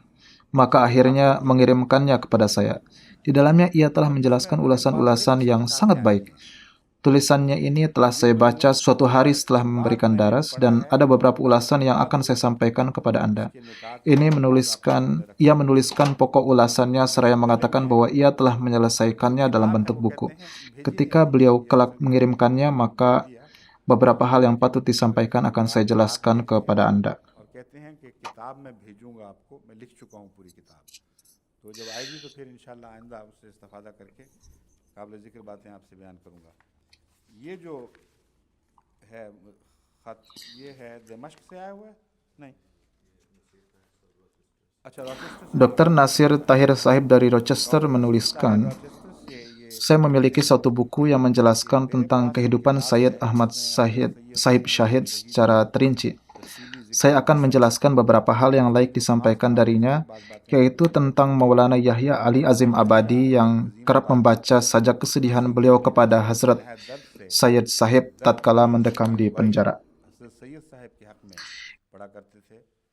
इतना पैगाम दर्द का कहना जब सबा कुए यार से गुजरे कौन सी कौन सी रात आप आएंगे दिन बहुत इंतजार में गुजरे. Yaitu betapa telah banyak disampaikan pesan pedih ini ketika sahabat itu berlalu, di malam kapan lagi engkau akan datang karena telah banyak hari yang kulewati. Huzur bersabda, sajak ini pertama saya dengar dari Hazrat Mia Bashir Ahmad Sahib radhiyallahu anhu, di mana beliau memberitahukan saya terkait ini. Ini adalah sajak karya Mirdad yang amat bernilai yang sangat melekat dengan ini. Tertulis bahwa Maulwi Muhammad Jafar Sahib Taneswari, penulis Sawaneh Ahmadiyah, Tarikh Ajibah, di mana beliau adalah sosok yang banyak menjelaskan tentang Sayyid Sahib dan ahli tentang beliau. Beliau menulis kepada ayah saya, almarhum Maulana Abdul Hayy Sahib, bahwa saya berasal dari keluarga besar di Patna yang menyatakan baiat dengan Sayyid Sahib. Saya secara langsung, seperti halnya tertulis di halaman 26 paragraf terakhir Tarikh Ajibah, telah bertemu di penjara dan juga mendapatkan karunia menyampaikan salam ketika beliau bebas pada tahun 1300 Hijri. Saya sedemikian rupa yakin akan kehidupan beliau sebagaimana keyakinan saya pada akan datangnya kematian. Maulwi Haidar Ali Sahib putra beliau berkesempatan ziarat pada tahun 1302 Hijri. Maulwi Haidar Ali telah wafat beberapa bulan kemudian मौलवी हैदर अली साहब dan putra beliau masih hidup hingga sekarang. Setelah menyebutkan hal ini, beliau menulis, लिखते हैं, ini adalah surat bulan Februari 1892. माह फरवरी 1892 का। Di antara orang tercinta yang beliau tinggalkan yaitu ayah beliau dengan sanad yang sahih, Hazrat Maulana Muzaffar Hussain Sabkani meriwayatkan bahwa saya telah mendengar 10 hal dari Hazrat Sayyid Sahib, di mana ke-9 darinya telah sempurna dan hanya satu hal yang tersisa, yakni kegaiban beliau atau hilangnya beliau, बाकी 9 सुनी थी वो मिनवान bukti akan hilangnya beliau. Ia mengatakan ke-9 hal tersebut telah sempurna dengan sangat persis dan saya sungguh telah mendengar dari Hazrat Sayyid Sahib bahwa beliau akan gaib atau hilang. Ayah saya mengungkapkan hal ini atas permintaan dari para ulama Deoban, इस्तिफसार पर di mana ulama tersebut pun sepakat tentangnya, पाक किया, bahwa tidak diragukan lagi Sayyid Sahib telah menyatakan nubuatan seperti ini namun tentang kejadiannya sampai sekarang masih ada keraguan, इश्तिबाह है। yakni दुनिया के बयान में tentang nubuatan tidak ada keraguan, hanya keraguan tentang sudah atau belumnya. Maulwi Muhammad Jafar Sahib Taneswari, yang merupakan penulis surat ini, di dalam Sawaneh Asmadi mengungkapkan hal bahwa banyak sekali riwayat setelah peristiwa ऐसी भी बहुत रवायतें हैं pertempuran Balakot, coat के बाद मुतअद्दिद लोग di mana banyak orang yang telah melihat Said Sahib beserta para pengikut beliau. गैबूबियत में Jadi tidak diragukan lagi bahwa kesyahidan dan hilangnya beliau telah menjadi perselisihan sejak awalnya, अव्वल से इख्तिलाफ है। yaitu telah ada dua golongan yang berbeda pendapat sejak awal. 60 बरस से भी ज्यादा हो गए। Namun sejalan dengan berlalunya masa, yaitu bahkan lebih dari 70 tahun, pemikiran hilangnya wujud beliau pun menjadi terangkat dari dalam diri orang-orang. इतने गैबूबत Istri Said Sahib, खुद ब खुद लोगों के दिलों से महव होता जाता है। istri Said Sahib, छोटी बीवी साहिबा जिन yang sebelum peristiwa Balakot, Said Sahib menyampaikan nubuatan tentang hilangnya diri beliau kepadanya. और सैयद साहब के अक्सर अकरबा और Ia bersama banyak sekali kerabat dan pengikutnya adalah orang-orang yang menyimpan keyakinan kegaiban beliau ini. Namun pada akhirnya, kebanyakan khalayak Punjab dan Hindustan lebih memegang kesaksian yang tampak pada mereka sekarang. Walhasil kini yang ada hanya membahas kemungkinan dan tidak ada lagi yang membahas tentang kepastian. Walhasil seandainya terbukti bahwa terbunuhnya Hazrat Yahya alaihissalam pun tidaklah terbukti dan bahkan diragukan, dan keadaan हजरत Syed Hazrat Sayyid Ahmad Ahmad Sahib yang penuh keraguan tersebut pun terbukti, हजरत मसीह maka ini akan tidak bertentangan dengan pendapat Hazrat Masih Maud alaihissalam, dan bahkan semua ini akan mendukung beliau alaihissalam. मकसद आला अब बयान Dan ini akan menjadi kesaksian bagi maksud luhur yang ingin disampaikan oleh beliau alaihissalam. Dan seandainya keduanya telah terbunuh dan terbukti terbunuh, tetap saja perihal keserupaan keduanya sebagai irhas akan terbukti. Seandainya perihal terbunuh itu tidak terbukti, itu berarti keduanya tidaklah terbunuh. Inilah pendalilan sebenarnya yang ingin disampaikan oleh Hazrat Masih Maud alaihissalam, yaitu adanya persamaan sebagai irhas, baik itu dalam corak satu ataupun dalam corak yang lain. Keduanya adalah hal yang serupa. अगर तहरीर के लफ्जों को पढ़ेंगे Mereka ini sama sekali tidak memahami bahwa ini sungguh tidak bertentangan dengan tulisan Hazrat Masih Maud alaihissalam. Jika dipahami sebagaimana harfiahnya, maka antara satu sabda Hazrat Masih Maud alaihissalam dengan perkataan beliau di tempat lain akan tampak adanya pertentangan. Hazrat Masih Maud alaihissalam adalah jenderal masa kini yang telah meraih kemenangan, di mana Tuhan sendirilah yang telah mengutusnya. उनसे लाई Mengenai senjata yang sebenarnya yang beliau gunakan dalam berjihad, terkait ini banyak orang karena kekurang ilmuwan mereka menjadi tergelincir. और लाहौरी जमात Ada sebagian di antara kita yang demikian juga. Dan kita lihat juga ada golongan Lahori. के मुतालिक आप Itu pun adalah terkait perkara-perkara yang di satu tempat beliau menjelaskannya dalam makna tertentu dan di tempat lain beliau menyampaikannya dalam makna lain. तालिब पर मबनी थी। Ini adalah hal yang berdasar pada pokok yang sedemikian amat halus, di mana tidak ada sedikit pun pertentangan di dalamnya. यहाँ तक इख्तिलाफ समझा Beberapa orang yang melihatnya secara kasat mata dan mereka menganggapnya sebagai pertentangan, hingga akhirnya menjadi satu jemaat yang menyodorkan beberapa rujukan seraya berkata, coba lihat betapa Mirza Mahmud telah bertentangan dengan Hazrat Mirza Masih Maud alaihissalam. Ia berkata lain dan beliau berkata lain. Padahal dalil-dalil yang disampaikan oleh Hazrat Khalifatul Masih kedua radhiyallahu anhu dalam menjawab penolakan Hazrat Masih Maud alaihissalam di satu tempat akan kenabian adalah bahwa beliau alaihissalam menyampaikannya atas dasar hal-hal yang teramat halus. Oleh karena itu mesti dipahami फिर हजरत मुस्लिम मऊद ने एक मौका dalam corak makna apakah beliau telah menolaknya. Jadi dengan melihatnya secara mendalamlah Hazrat Muslim Maud radhiyallahu anhu kemudian mengambil kesimpulan. और ये बयान Adapun kesimpulan yang saya ambil ini adalah seperti halnya tersebut, yaitu untuk menguatkan maksud Hazrat Masih Maud alaihissalam itu. Apa yang telah saya jelaskan ini, bahwa beliau mengatakan, perhatikanlah adanya keserupaan di antara keduanya, sampai menyerukan kepada golongan Arab bahwa sosok ini telah terbunuh dan sosok yang lain pun telah terbunuh, sehingga ini menjadi suatu dalil yang mendukung beliau dalam hal irhas. Maka ketahuilah, makna sebenarnya di sini yang ditekankan oleh beliau alaihissalam adalah irhas tersebut, bukan tentang perihal terbunuhnya. Perihal terbunuh di sini hanya sebatas bahwa para pemuka muslim saat itu sepakat akan anggapan tentang terbunuhnya kedua sosok tersebut. Dan terkadang manusia dalam memberikan pendalilan, kesepakatan yang diyakini oleh pihak yang ada di depannya kerap dijadikan sebagai satu dalil. Perbedaan yang halus ini pada sebagian orang disebabkan ketergesaannya. Mereka pun lantas mengatakan, betapa engkau telah memberikan suatu hal yang bertentangan. Coba lihat Hazrat Ibrahim alaihissalam yang dengan cara ini berupaya memahamkan dengan berkata bahwa bintang yang terlihat tersebut adalah Tuhannya. Di sini apalah nauzubillah min zalik, beliau telah musyrik untuk sementara. Ini adalah cara beliau alaihissalam memahamkan, yaitu beliau bertanya, bagaimana seandainya kalian memahami benda itu sebagai wujud Tuhan? Jadi, akidah penentang dijelaskan dengan cara seperti demikian, seolah orang yang menyampaikannya adalah juga meyakininya. Ini dilakukan demi suatu tujuan. Namun di pembahasan ini, hal yang terjadi adalah lebih dari ini. Pada masa Hazrat Masih Maud alaihissalam, pemahaman umum saat itu tentang keadaan Hazrat Yahya alaihissalam dan juga Hazrat Sayyid Ahmad, kebanyakan mereka meyakini bahwa Hazrat Yahya alaihissalam pun telah syahid dan Hazrat Sayyid Ahmad pun telah syahid.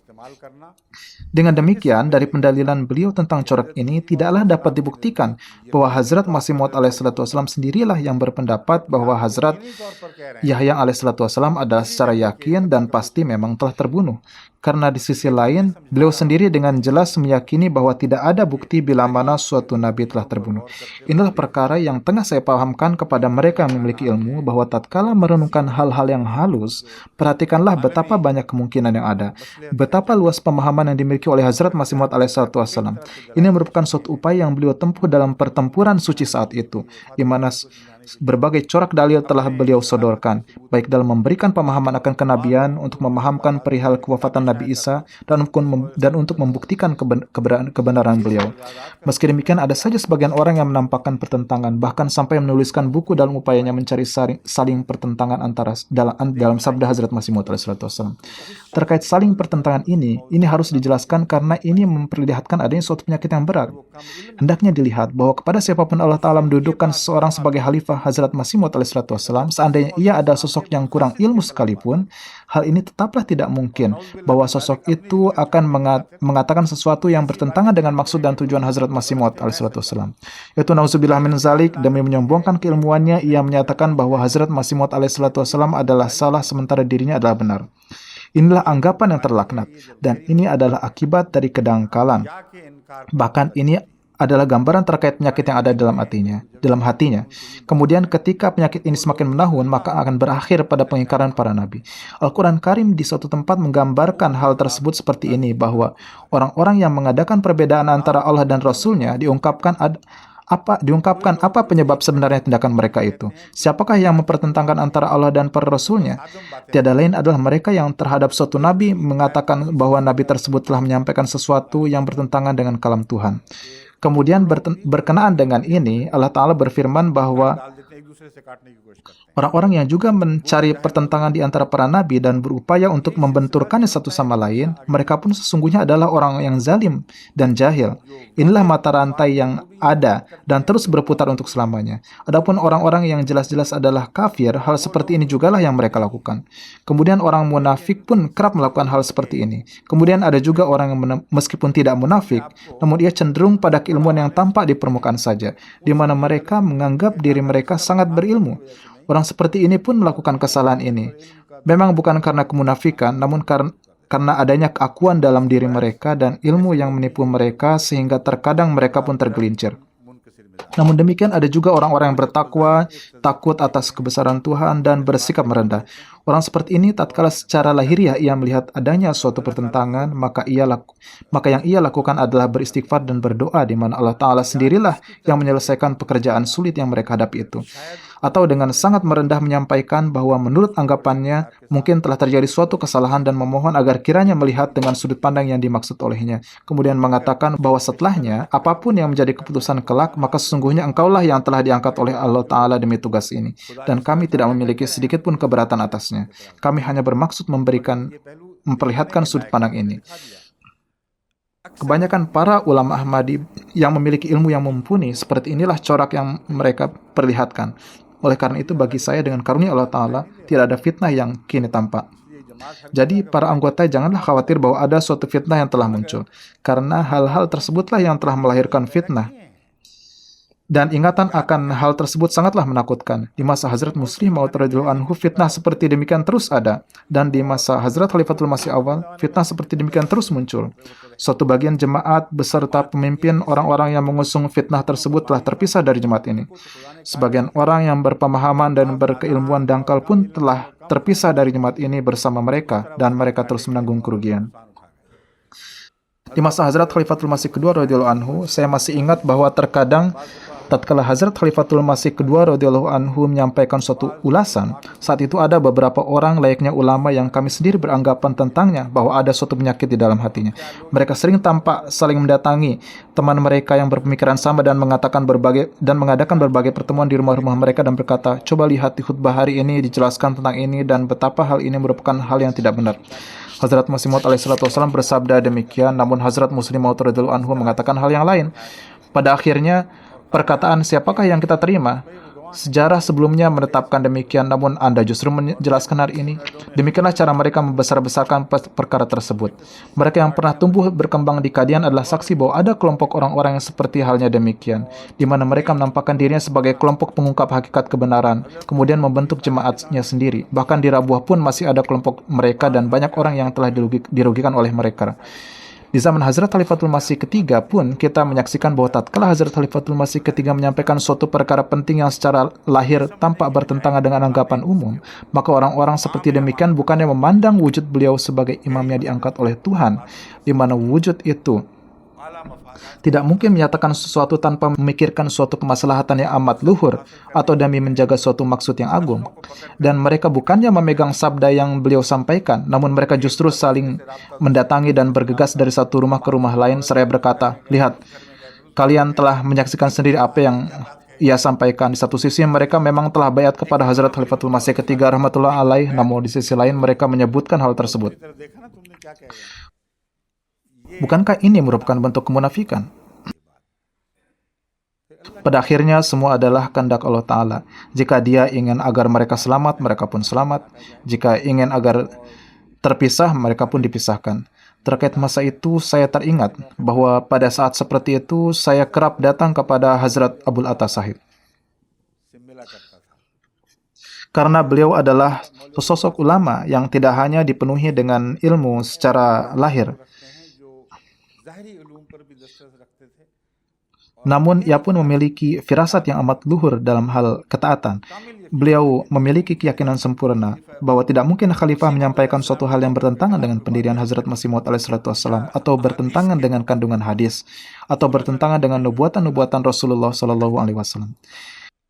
Jadi saat itu Huzur melihat adanya suatu fitnah, dan demi menghilangkan bahaya itulah Huzur menyinggung suatu hal, dan bukanlah maksudnya beliau menolak kemujaddidan.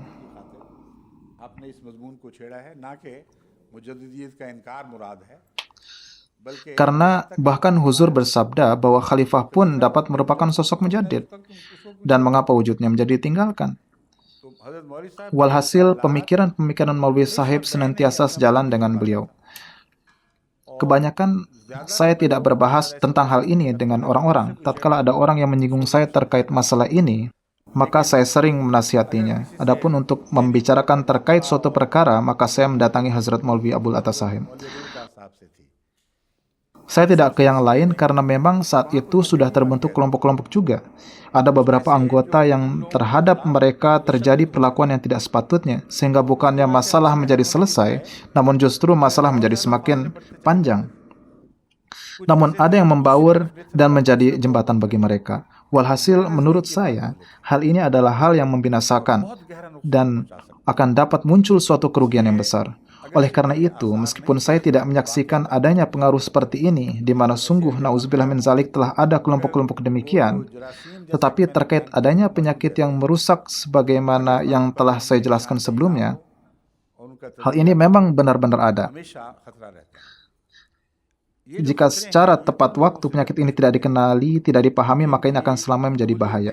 Bahaya ini akan datang pada orang yang di dalam janji bait mereka terus terkandung suatu keakuan. Mereka tidak memahami perihal ini, bahwa apakah sebenarnya makna dari sujud di hadapan Adam. Inilah yang harus dipahami dulu. Mengapa harus sujud kepada Adam? Maknanya adalah faiza zasawaituhu wa nafakhtu fihi min ruhi faqa'u lahu sajidin. Yaitu tatkala aku atau Tuhan telah mendudukkan seorang hamba pada kedudukan tertentu, maka demi keridhaan Allah, meskipun suatu hal tersebut engkau pahami atau tidak, taatilah itu dan tundukkanlah keakuanmu sekalian di hadapannya. Inilah makna kata sujud tersebut. Jadi bukan semata meletakkan kepala di atas tanah, sama sekali bukan. Namun menundukkan keakuan Anda sekalian demi keridhaan Allah dan meyakini bahwa kepada sosok yang telah dipilih oleh Allah, Dia sendirilah yang akan memberikan akal pikiran kepadanya dan akan membimbingnya. Janganlah bersikeras untuk tidak menundukkan keakuan diri di hadapannya. Sebab ini semata demi keridhaan Allah. Jika Anda sekalian menundukkannya, maka pada saat itulah Anda sekalian akan termasuk dalam golongan mereka yang taat secara hakiki. Walhasil saya mengetahui bahwa sebagian orang memang telah melakukan baiat, namun keakuan mereka dalam ilmu tetap saja sedemikian tingginya. Pandangan mereka terhadap khalifah adalah bila suatu perkara yang disampaikannya sesuai dengan perkara yang ia pahami dari hasil penelaahannya, maka ia pun menuliskan surat dukungan berisi puji sanjung seraya berkata, betapa hebatnya Anda, betapa tingginya ulasan yang telah Anda sampaikan. Inilah yang dulu kerap saya katakan. Jadi, inilah yang dimaksud sujudnya keakuan. Jadi, memang secara lahiriah ia sujud, namun sebenarnya tidak sujud. Keakuan yang masih sedemikian rupa tinggi. Betapapun seorang khalifah telah mengungkapkan ma'rifat-ma'rifat dari Allah Ta'ala, dirinya tidak menjadi bahagia, dan mulutnya terus bernada sinis, dan bahkan ia terus menunggu. Supaya bagaimana dengan membawa nama Hazrat Masih Maud alaihissalatu wassalam, ia mendapat kesempatan mengatakan bahwa khalifah tersebut bertentangan dengan Masih Maud alaihissalatu wassalam. Mereka tidak berani menghancurkan keakuan mereka itu. Mereka tidak berani mengatakan bahwa saya memahami seperti demikian dan Anda memahami seperti ini. Namun, ia hanya mengatakan bahwa khalifah tersebut mengatakan salah dan dirinya lah yang mengatakan hal yang benar. Jadi mereka terus mencari kesempatan. Ketika kesempatan telah didapat, di mana perkataan sosok khalifah bertentangan dengan suatu pernyataan Hazrat Masih Maud alaihissalatu wassalam secara lahiriah, maka mereka pun bergegas bertemu kawannya satu sama lain dan mengumpulkan dukungan. Kemudian mengirimkan pernyataan dan menggerakkan yang lain juga untuk melakukan hal yang sama, yaitu mengumumkan bahwa khalifah telah melakukan kesalahan. Pada akhirnya, tujuan hidup mereka pun menjadi hanya melakukan ini. Ini layaknya kulit kering yang juga kosong dari ruh kehidupan. Jika Allah menghendaki, Dia dapat saja memberikan detak dan nafas baru, dan inilah doa saya juga. Jika Allah menghendaki, maka Dia akan membawanya pada ruh yang berkaitan erat dengan nafas ruh, atau ruh rohani yang ditiupkan Tuhan pada hambanya yang benar. Dan ia menjadi wujud Tuhan yang seharusnya. Seperti halnya, dari tanah itulah Adam dahulu telah dibangkitkan. Ketahuilah bahwa sebelum mendapatkan nafas ruh itu, ia hanyalah seonggok tanah biasa yang tidak memiliki kedudukan apa-apa. Jadi, ini adalah suatu penyakit yang tak kasat mata yang hendaknya menjadi perhatian terhadap berbagai corak hubungan antara seseorang dengan khalifah. Sebagaimana tengah saya sampaikan ini, pertama adalah adanya sifat maulawiyat serta keakuan dirinya, yaitu ia menunggu wujud itu, mengatakan suatu hal yang salah dan di saat itulah ia akan menyerangnya. Atau ia menyatakan salah kepada suatu hal yang sebenarnya tidak salah, dan ia hanya merasa senang terhadap apapun hal yang mendukungnya. Ini adalah suatu kemunafikan yang secara tersembunyi telah merasuk di dalam jiwa manusia. Namun terkadang Allah pun menutupi aibnya. Hindarilah penyakit ini. Ini adalah penyakit yang sangat berbahaya dan memiliki berbagai corak. Di mana pertama-tama ia kerap menolak sosok pilihan Allah. Gejolak inilah yang dimiliki setan dalam penolakannya untuk sujud kepada Adam. Dan gejolak inilah yang kemudian terus berkelanjutan dan ini senantiasa ada. Ia terus berkeinginan untuk memperlihatkan adanya saling pertentangan. Dan gambaran perkara ini ada di sejarah setiap masa. Mengenai Hazrat Masih Maud alaihissalatu wassalam, saya telah memberitahukannya. Mengenai Rasulullah SAW, saya telah memberitahukannya. Dan inilah upaya yang hingga sekarang dilakukan oleh orang-orang Kristen orientalis, yaitu mencari pertentangan antara kalam Tuhan dengan ucapan Rasulullah SAW. Kemudian ada golongan yang di zaman khulafa mereka bercorak khawarij. Mereka mencari-cari bahwa apa yang dilakukan khalifah bertentangan dengan perintah Rasulullah SAW atau khalifah sebelumnya. Hingga dalam perselisihan terkait sholat 2 rakaat di Baitullah saja pun, dengan pedangnya ia menyatakan bahwa seseorang adalah kafir. Oleh karena itu, jika hal seperti ini yang terdapat di dalam ini tidak segera ditolak secara jelas, maka akan menjadi seperti khawarij, di mana penyakit sifat kekhawarijan ini akan membengkak dan akan pecah pada waktunya dan akan menjadikan orang sekelilingnya pun menjadi terjangkiti penyakit ini. Ini adalah unsur buruk yang hendaknya dikeluarkan dari jemaat ini. Oleh karena itu, saya kembali menjelaskan bahwa ini semata-mata bermaksud ingin menunjukkan adanya suatu penyakit, bukan untuk menghinakan seseorang atau yang telah menulis ini. Orang yang menulis itu sebenarnya dapat bertanya kepada jiwanya sendiri, sebagaimana yang telah saya pahamkan sebelum ini. Nilailah diri Anda sendiri, karena sungguh benar apa firman dalam Al-Quran bahwa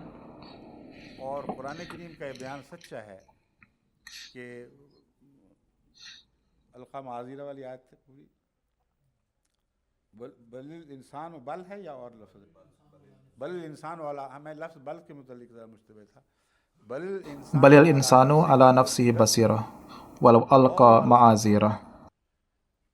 Ini adalah pembahasan yang sangat mendalam, yaitu sejauh manapun insan menghindar, apapun alasan yang ia sampaikan, bagaimanapun corak ia menyampaikannya, seandainya dilakukan penelusuran niat secara mendalam, maka balil insanu ala nafsi basirah, yakni Allah Ta'ala telah menganugerahkan kemampuan tersebut kepada insan, yaitu menyelami hingga kedalaman jiwanya dan mencari tahu sendiri dari manakah semua perjalanan ini bermula.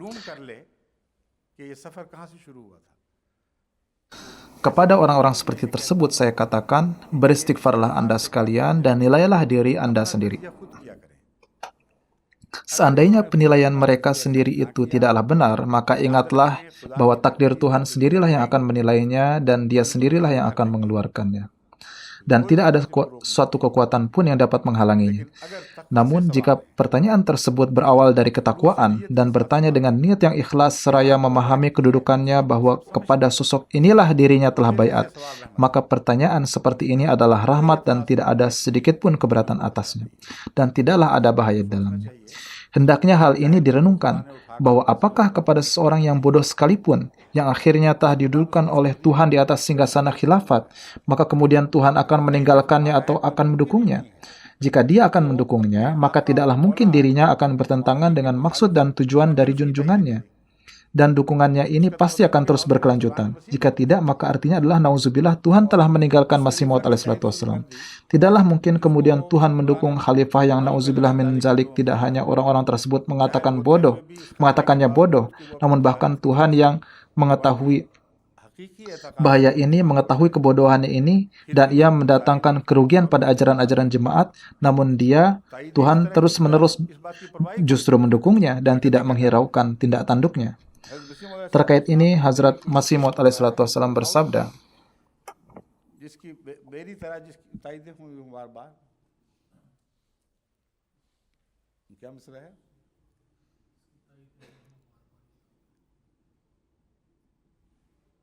mari tarajis kita yedeng hui barbar, yaitu seperti halnya saya yang dukungan darinya tak henti-hentinya turun. Kini saya sampaikan kepada Anda, coba lihat nubuatan Hazrat Muslim Maud radhiyallahu anhu yang dapat dikaitkan pada kesempatan ini. Ini adalah hal yang sangat luar biasa di mana saya sendiri tidak menyadarinya. Abdul Sami Khan Rabuah yang telah mengirimkan ulasan ini telah menyimak daras yang dipancarkan di seluruh dunia ini. Dan hal ini sangat menguatkan pembahasan yang tengah saya sampaikan ini. Yaitu, jika Anda berbaiat kepada sosok khalifah, maka sungguh benar bahwa Tuhanlah yang telah mengangkatnya. Meskipun ia adalah sosok yang lemah, tak berdaya, Tuhan memiliki gejolak atas pengangkatan yang dilakukannya dan akan menjaganya. Dan Dia pasti akan menggagalkan segenap musuhnya. Walhasil, setiap ungkapan perselisihan yang berawal dari permusuhan adalah seperti laksana tanaman yang ijtusat min fawqil ardi malaha min qarar, yaitu suatu kalimat yang jahat dan buruk seperti sebatang pohon yang tidak berguna yang mudah tercabut akar-akarnya. Saya menyampaikan hal ini sebagai suatu peringatan. Namun perbedaan yang didasari atas ketakwaan yang saya terima dalam jumlah banyak terhadap hal ini tidak akan ada hal seperti demikian. Ini sama sekali bukanlah nauzubillah min zalik bermaksud untuk menyebutkan sosok tertentu bahwa dirinya adalah seorang munafik. Sama sekali bukan. Ia lebih mengetahui keadaan dirinya sendiri. Saya hanya menyampaikan asas yang pokok, hanya menyampaikan bagaimana cara mengenalinya. Pada akhirnya, hanya antara dirinya dan Tuhanlah yang tersisa dan saya tidak ada campur tangan di dalam. Perhatikan ini. Pertama kali di Masjid Aqsa Qadian pada 7 Januari 1938, loudspeaker digunakan. Betapa ini merupakan suatu peristiwa penting di masanya bahwa Hazrat Muslih Maud radhiyallahu anhu pun memberikan khutbah tentang ini. Saya yang lahir pada tahun 1927, saat itu usia saya 10 tahun. Saat itu dalam khutbahnya Huzur bersabda, tidaklah jauh hari tatkala seseorang seraya duduk di tempatnya, ia sanggup untuk menyampaikan daras ke seluruh dunia. Kini coba bayangkan, saya yang saat itu berada di sana dan merupakan sosok anak laki-laki yang lemah dan tak tahu apa-apa, sama sekali tidak tergambarkan bahwa anak itulah yang akan bangkit dan menjadi sosok yang menyempurnakan nubuatan itu. Huzur bersabda, saat ini keadaan kita belum mengizinkan kita untuk hal ini, dan kita masih belum memiliki modal yang cukup. Keterbatasan dalam hal ilmu pun masih menjadi penghalang untuk ini. Namun tatkala semua rintangan ini menjauh, dan Allah Ta'ala kelak akan sedemikian rupa memberikan kemajuan kepada kita dengan kemajuan-kemajuan cepat yang Allah Ta'ala perlihatkan, maka dengan melihat ini hendaknya dipahami bahwa dengan karunia Allah Ta'ala pada masa yang tidak lama lagi, pada masa yang tidak lama lagi, seluruh rintangan-rintangan ini akan berakhir dan akan sangat mungkin bahwa dari kajian ini, daras Al-Quran dan hadis akan disampaikan, dan orang-orang yang tinggal di Jawa, Amerika, Inggris, Prancis, Jerman, Australia, Hungaria, Arab, Mesir, Iran, dan demikian pula orang-orang dari segenap penjuru negeri menyimak ini di tempatnya masing-masing dengan peralatan alat wireless mereka. Jadi demikianlah cara Allah Ta'ala menampakkan tandanya. Oleh karena itu, mengapa Anda sekalian terjerumus dalam keraguan-keraguan dan Anda sekalian tidak memperdulikan akibatnya? Maka dari itu, jika memang Anda sekalian benar-benar murni dalam niat bayat Anda dan meyakini adanya segenap dukungan Tuhan yang turun padanya dan meyakini bahwa keputusan berbayat inilah yang benar, maka kemudian perlihatkanlah adab selazimnya dalam perlakuan Anda, bukan terhadap diri saya yang lemah ini, namun berdasar ruh yang telah ditiupkan olehnya kepadanya. Karena kepada khalifah yang Tuhan sendiri telah mengangkatnya, di mana dia sendirilah yang telah mendudukannya, sosok itu akan mendapatkan keberkatan dari ruh yang telah ditiupkannya kepadanya. Bukan suatu ruh yang baru, namun keberkatan dari kelanjutan nafah ruh atau penipuan ruh dari wujud yang berlalu sebelumnya. Oleh karena itu, janganlah Anda sekalian tidak menghiraukan ini. Secara pribadi, saya mengetahui diri saya sendiri. Saya adalah insan yang amat lemah, tak berdaya dalam hal ilmu lahiriah. Terkadang sedemikian rupa melakukan kesalahan. Di sini saya tekankan kesalahan dalam hal pengetahuan lahiriah, di mana sebelumnya tidak ada yang sedemikian rupa seperti saya yang telah melakukan kesalahan lahiriah ini. Namun demikian, Allah Ta'ala berkenan menutupi saya. Dia mengetahui bahwa kesalahan ini adalah kesalahan manusiawi yang disebabkan karena ketidaksempurnaan pendidikan yang saya jalani semenjak saya kecil. Kemudian saat berada di bangku sekolah hingga kemudian menjadi ulama, saya mendapatkan sebatas apa yang telah saya terima. Oleh karena itu, dengan latar belakang saya yang demikian ini, kesalahan yang saya lakukan adalah pasti lazim akan menjadi suatu bagian di dalamnya. Oleh karena itu, janganlah justru menyimpulkannya secara salah. Namun, hal yang harus diingat adalah bahwa dukungan Tuhan adalah bersama saya dan akan terus ada. Dan ini akan terus berlanjut kepada setiap khalifah selanjutnya. Selama maksud dan tujuan luhur Masih Maud alaihissalam belumlah sempurna, ini akan terus berlanjut. Dan siapapun orang yang memutuskan dirinya dari hubungan ini, maka ia telah memutuskan hubungannya dengan Tuhan. Dalam hal ini tidak ada keraguan di dalamnya. Semoga Allah menganugerahkan taufik kepada kita dan mengamalkan segenap ketaatan dan kesetiaan ini dengan sebagaimana mestinya.